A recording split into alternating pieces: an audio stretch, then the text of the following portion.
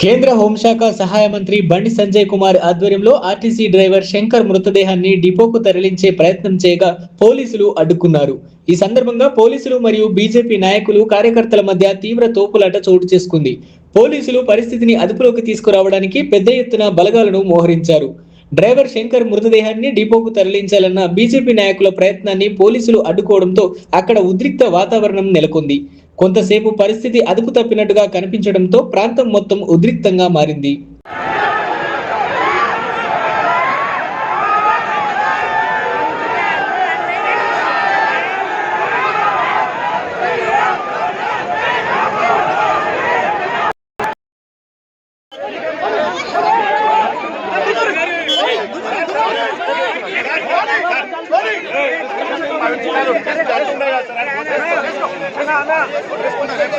నీకు నాకేం అవసరం లేదు.